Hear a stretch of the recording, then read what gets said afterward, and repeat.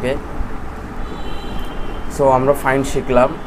এখন হবে রিপ্লেস কথাটা শুনলেই বোঝা যায়। যেমন এটা হচ্ছে একটা এয়ারবাড, তো আমি এয়ারবাডটা কোনো দোকান থেকে ক্রয় করলাম, সে আমাকে বলছে যে 10 দিনের মধ্যে কোনো প্রবলেম হলে আমি তোমাকে রিপ্লেস করে দেবো। রিপ্লেস মিনস সে একদম চেঞ্জ করে দিবে আমাকে, অর্থাৎ আমার এই এয়ারবাডের জায়গায় অন্য একটা এয়ারবাড দিবে।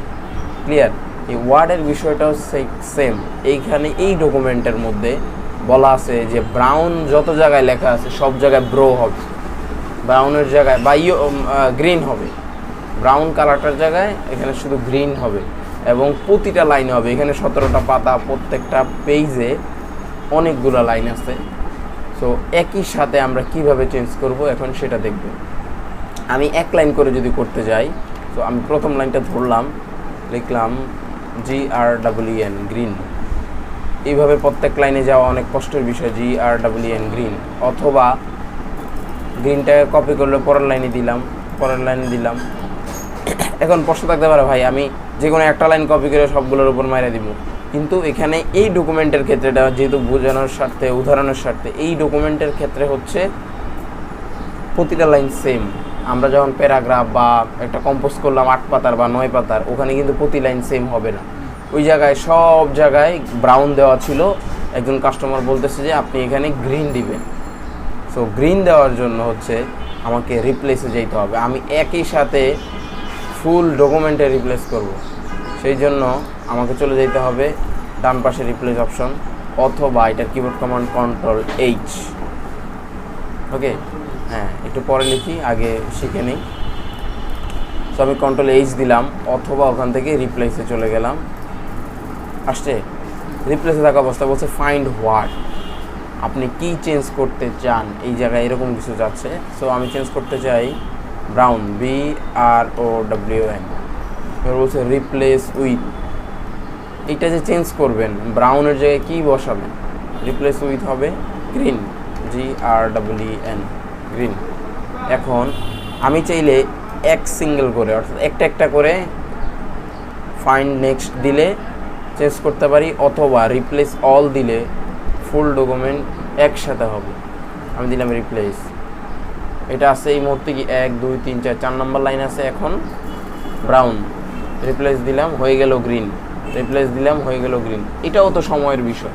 অনেক সময় এমন হয় যে ফুল ডকুমেন্টের শুধু প্রথম পাতা হবে, সেই ক্ষেত্রে আপনি একটা করে দ্রুত করে এই যে ঠিক হয়ে যাচ্ছে দিয়ে দিতে পারেন। কিন্তু আমার যখন একই সাথে প্রয়োজন, তখন আমাকে রিপ্লেস অল দিতেই হবে। ক্লিয়ার? দিলাম replace all. Word has complete its search of the document and has made 229 replacements. That means এই ডকুমেন্টে ব্রাউন লেখাটা 229 বার ছিল, এগুলো সব এই মুহূর্তে চেঞ্জ হয়ে গেছে। আপনাকে একটা ডায়ালগ বক্স দিচ্ছে, ওকে দিলাম, ক্লোজ। তো আমরা বুঝলাম তো, শুধু এইটা না, ফুল লাইনও চেঞ্জ করা যায়, ফুল লাইন সহ চেঞ্জ করা যায়। রাইট, এখন রাইট পরের ঘরে আরেকবার একটু বুঝি অন্য একটা দিয়ে। যেমন যত জায়গায় লেজি লেখা আছে সব জায়গায় অন্য একটা শব্দ লিখবো আমি। তো Ctrl+H কিবোর্ড দিয়ে আসলাম, লিখলাম LAZY lazy, replace with crazy, CRAZY, replace all. Okay, যত জায়গায় লেজি ছিল সব ক্রেজি হয়ে গেছে। ক্লিয়ার? তো লিখি আমরা, হ্যাশট্যাগ দিয়ে শুরু করেন।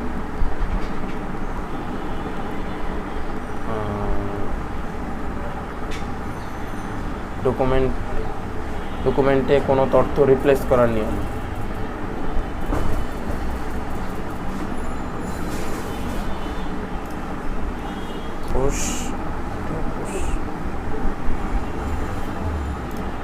স্টপ করে রাখা, যেটা OBS গতকালকে হচ্ছে এই সফটওয়্যারটা অনেক ঘাটাঘাটি কইরা ইউটিউবে অনেক কিছু দেখে দেন হচ্ছে বের করছি আর কি। আচ্ছা, এখন আমরা ফার্স্টে শিখলাম ফাইন্ড কি, কোনো ডকুমেন্ট থেকে কোনো কিছু খুঁজে বের করার নিয়ম।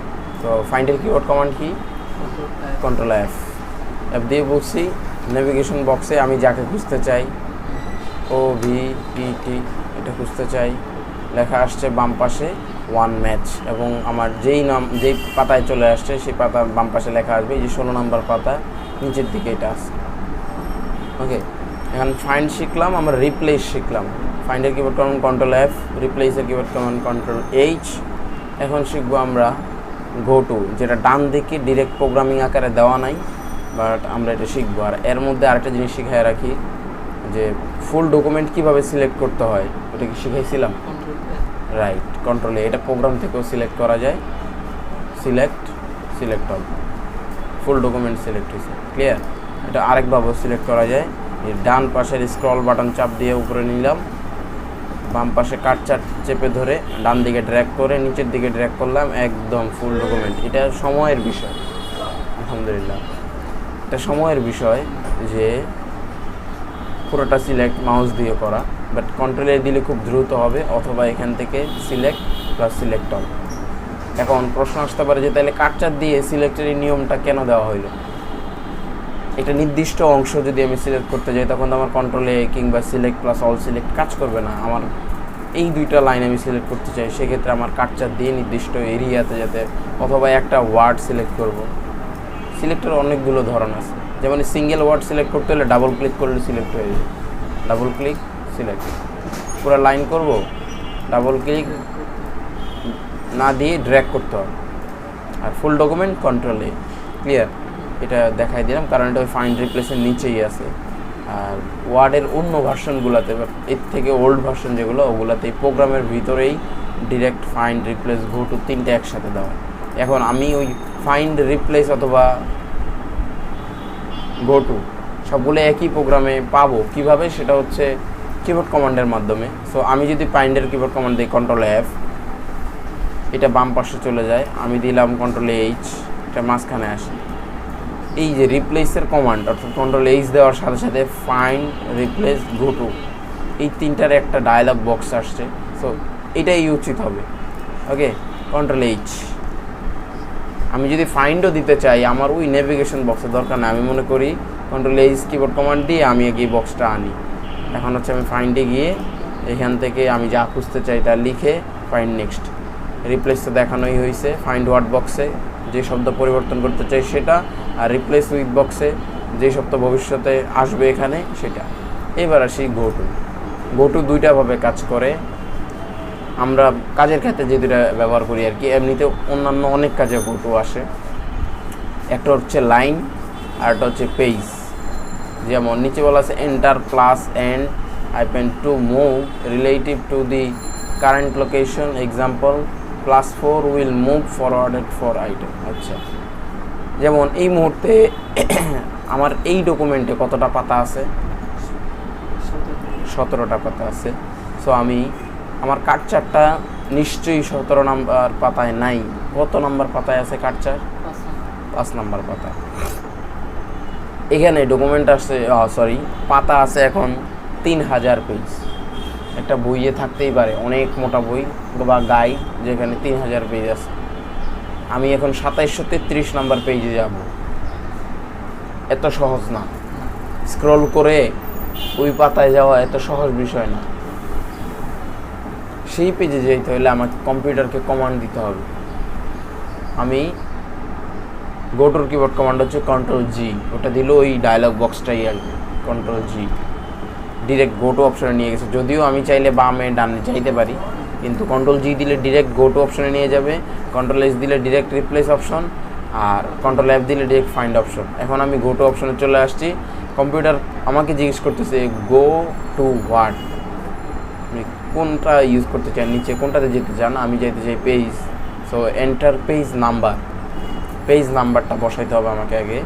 সো আমি হচ্ছে ওই যে বললাম 3536, যেহেতু এখানে এত পেজ নাই, উদাহরণের সাথে আমি দিলাম 15 নাম্বার পেজে যেতে চাই, দিলাম গো টু। বর্তমানে আমি কত নাম্বার পেজে আছি? 6 নাম্বার, আমি দিলাম গো টু। এখন আমি কত নাম্বার পেজে আছি? 15 নাম্বার। আমার কি কোনো স্ক্রল করতে হয়েছে মাউস? ক্লিয়ার? গো টুর বিষয়টা তো ক্লিয়ার। এটা খুব কম প্রয়োজন হয় আমাদের কাজের ক্ষেত্রে, কারণ আমরা এত বড় গাইড কম্পোজ করি না কিংবা, ওকে, বাট অন্য কাজে গো টু আসে। গেল এটা। এখন আমি যাব আবার 1 নাম্বার পেজে, কন্ট্রোল জি, এন্টার পেজ নাম্বার 1, গো। 1 নাম্বার পেজে কার্সর চলে আসে। ন্যানো সেকেন্ড বললে ভুল হবে, ন্যানো সেকেন্ড থেকেও আরও ন্যানো সেকেন্ডে এটা চলে আসছে পজিশন মতো। এখন হচ্ছে সেকশন, লাইন, বুকমার্ক, এগুলা কি কাজে আসে?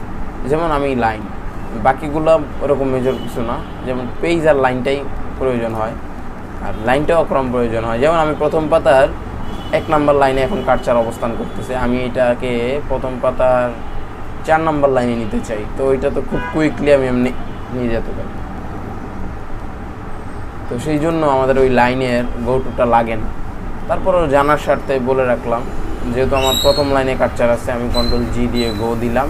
এখান থেকে গো টু ওয়ার্ড বক্স থেকে লাইন সিলেক্ট করে এন্টার লাইন নাম্বার আসছে, চেঞ্জ হয়ে গেছে। এতক্ষণ ছিল এন্টার পেজ নাম্বার, এখানে আছে enter line number 4, go to. এই যে কার্সরটা এখন কোথায় আছে? 1 2 3 4 নাম্বার পেজে প্রথম। Clear? Find, replace, go to, clear? না, নির্দিষ্ট কোনো জায়গায় যাওয়ার নিয়ম এভাবে লিখেন। কোনো কিছু লিখলে আবার সেটা ফাইন্ডের সাথে মিলে যাবে। কোনো কিছু খোঁজার নিয়ম যদি হয়, সেটা নির্দিষ্ট কোনো জায়গায় যাওয়ার নিয়ম।